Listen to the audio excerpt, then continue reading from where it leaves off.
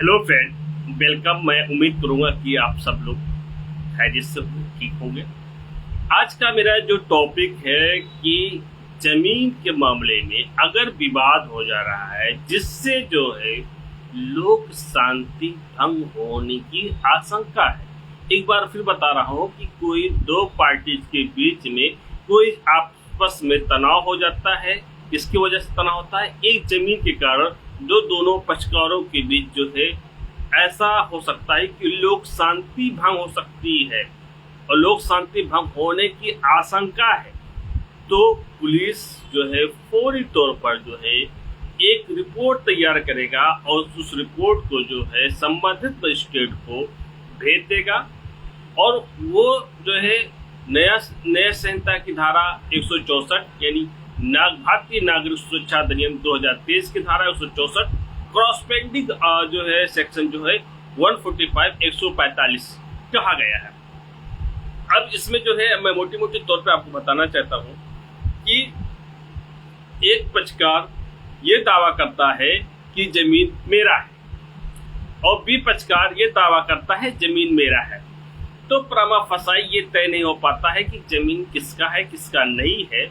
तो पुलिस अधिकारी को ये लग जाता है कि जिससे दोनों पक्षकार कहीं बड़ी हानि ना हो जाए, तो उस हानि रोकने के लिए उस जमीन को जो है यथास्थिति बनाए रखने के लिए एक जो है रिपोर्ट तैयार करके संबंधित मजिस्ट्रेट को भेज सकता है और मजिस्ट्रेट द्वारा एक नोटिस जारी किया जाता है कि निश्चित समय पर फला टाइम पर जो है दोनों पक्षकार कोर्ट में अपीयर्स हो और ये दावा करे कि ये जमीन किसकी है। और इसका जो प्रोसीजर है वो 2 मंथ है।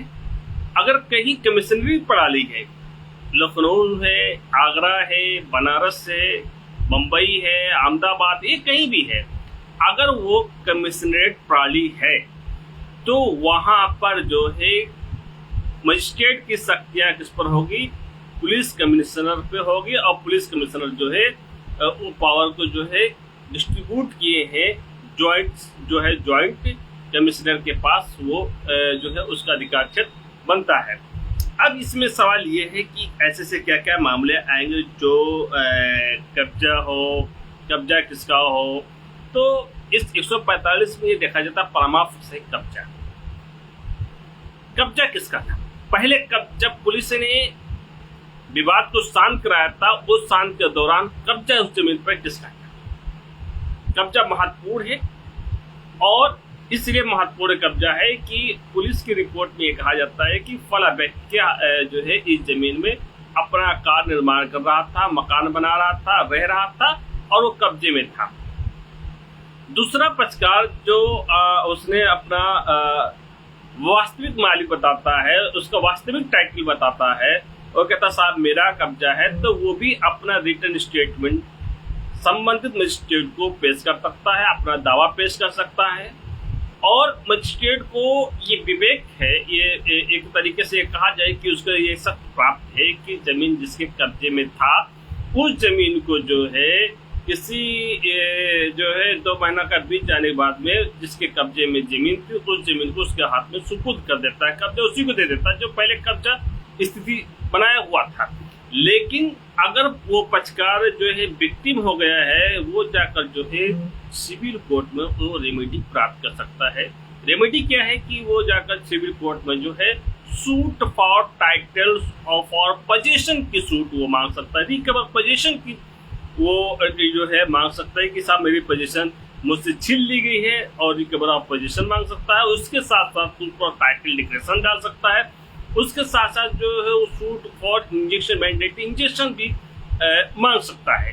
3 रेमेडी उसके पास प्राप्त होता है और वो जो संबंधित जो लैंड है उसका जो कागजात होते हैं, खसरा खतौनी होता है या उससे पहले जो चकबंदी के दौरान जो उसे आवंटित किए गए हैं, चकबंदी के दौरान जो है या तो आप 40 साल 50 साल 100 साल जो आप कलेक्ट्रेट में मुसफ्फिर खाना में रिकॉर्ड होती है वहां निकाल कर, या उसे नगर निगम अगर मामला दर्ज हुआ हो तो पट्टी का नगर निगम हो, जो नगर निगम असेसमेंट होता है, बिजली बिल है और उसके बाद में जो है वाटर टैक्स है तमाम प्रकार की जो उससे पोजीशन शो होता है या उसकी मलकियत तय होती है, तो वो कागज जो है आपको रिटर्न स्टेट के साथ रिटर्न स्टेटमेंट तो पुलिस कमिश्नर क्या देना होगा, मजिस्ट्रेट क्या देना होगा।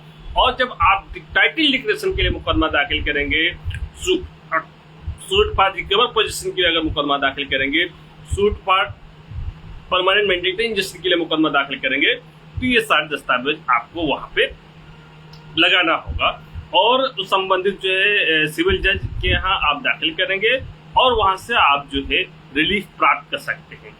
तो दोस्तों, मैं आपको 145 बताने का मेरा ये मुराद था। ये जो है क्रॉसपेंडिंग जो 145 है, नई संहिता की धारा 164 है। अब इसमें ये कहा गया है कि मैं अगर बेरेट की लैंग्वेज में बात करूं तो यही कहा गया है कि procedure for dispute concerning land और water is likely to cause a breach of peace. अगर उसे लग जाए कि शांति भंग हो सकती है, लोक शांति भंग होने की आशंका है, तो वो जमीन को क्या है वो स्टे कर देगी और प्लेडर को हाजिर करने के लिए वो समय तारीख निर्धारित करेगी, जो हमने आपको बताया है कि आप खुद आप पेश हो सकते हैं या प्लेडर के माध्यम से आप पेश हो सकते हैं।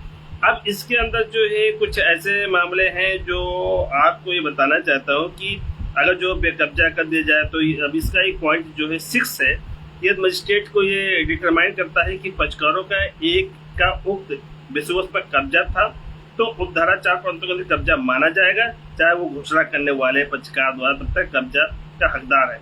यानी उसे कब्जा अगर देखा गया था, कब्जा उसके पास प्राप्त था लेकिन तो वो कब्जा माना जाएगा और वो संबंधित जो है जाकर जो है सिविल कोर्ट से वो रेमेडी प्राप्त कर सकता है। तो ये बात मैं सेक्शन 145 से संबंधित बताया। अगर 145 का डिटेल में आपको बताना चाहता हूँ क्रॉसपेंडिंग का, तो अगर ये सेक्शन बहुत महत्वपूर्ण है, जो प्रैक्टिस कर रहे हैं वो अगला ये भी जानने और जो एग्जामिन जो है पीसीजे या जुडिशरी या हायर एग्जाम दे रहे हैं उनको भी जानना जरूरी है। तो दोस्तों, मैं अपने इस चैनल के माध्यम से आपको लीगल जागरूक करता रहूँगा। आप हमारे साथ बने रहें। मैं उम्मीद करूँगा कि आप लोग अगर मुझे प्यार देंगे तो मैं आपको लीगल अपडेट, लीगल जानकारी आपको देता रहूँगा। Thank you. जय हिंद। अल्लाह हाफिज।